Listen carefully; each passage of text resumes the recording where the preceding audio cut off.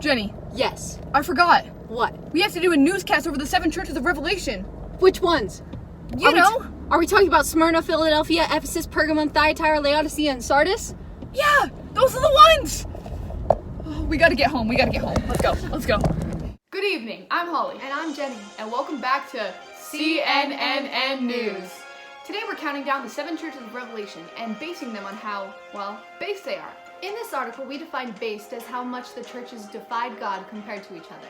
Tied for 6th place, we have Smyrna and Philadelphia. Let's cut it back to 26 AD and meet Polly and Penny at the site.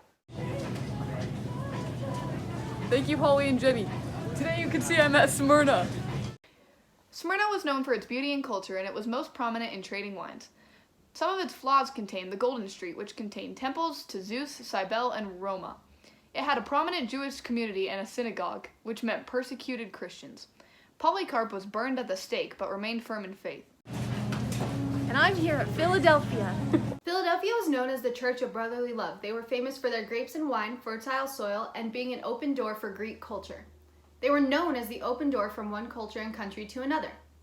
Now back to you, Holly and Jenny. Thanks, Penny and Polly. Now, at number 5, we have Ephesus. Let's cut to Penny and Polly on the scene.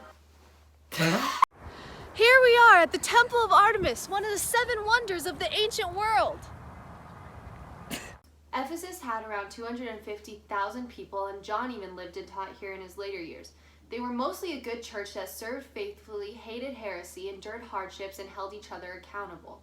But unfortunately, they had Good doctrine, but no love. So Holly, Yeah, I question you this. okay, So, if you lived in that time, okay. would you rather? Mhm. Would you rather Uh-huh, have? Would you rather uh-huh. have doctrine? Okay, doctrine. Unlimited doctrine. Unlimited? Unlimited. Okay. All the doctrine. Okay. A good doctrine. Okay, sure. But Mhm. no love. Are you serious? Okay, okay. Or Mhm. would you rather have love? Mhm. Unlimited love, Right. but no love.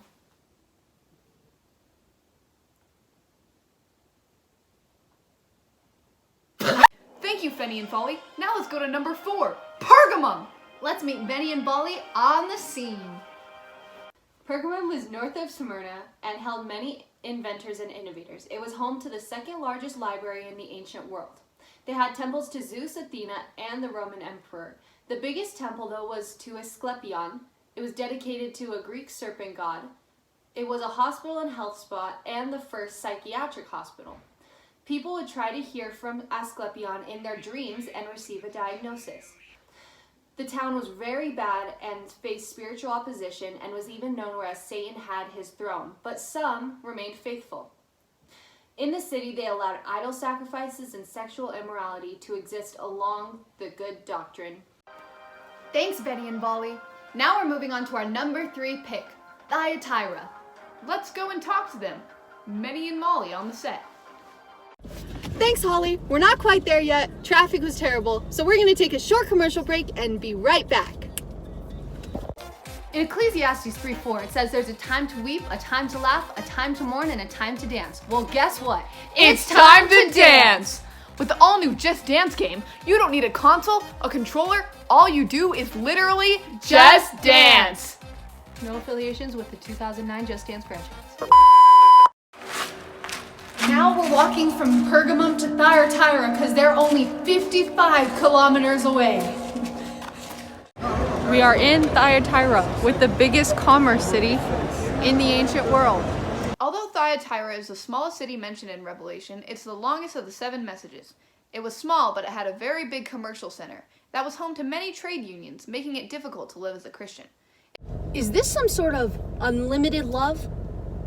So you're telling me I can take a town with no doctrine and love everyone in it instantly?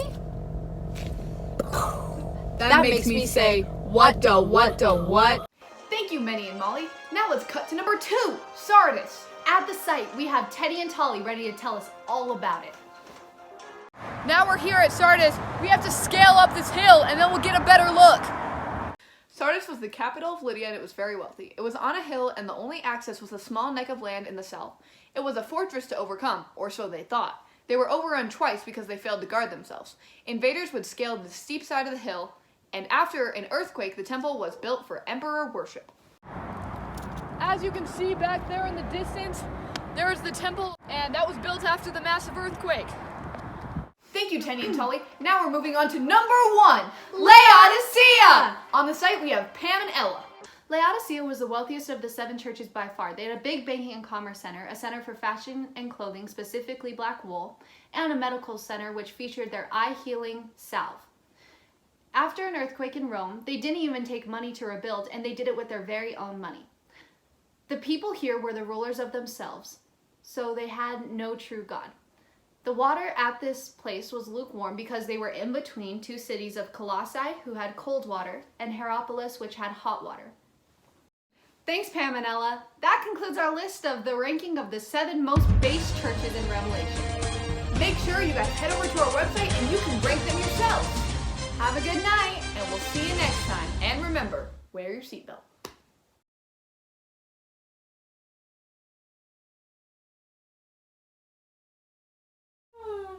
We are getting delusional. This is hour 5 of project.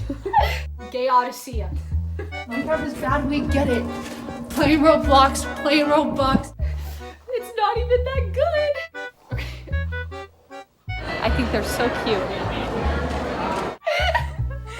Let's go. More like Rocktrainer.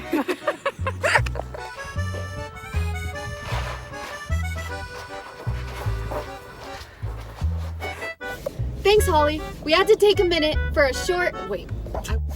Thanks, Holly. Jenny, be careful. There's men working. Where? Start digging. Start digging. Start digging.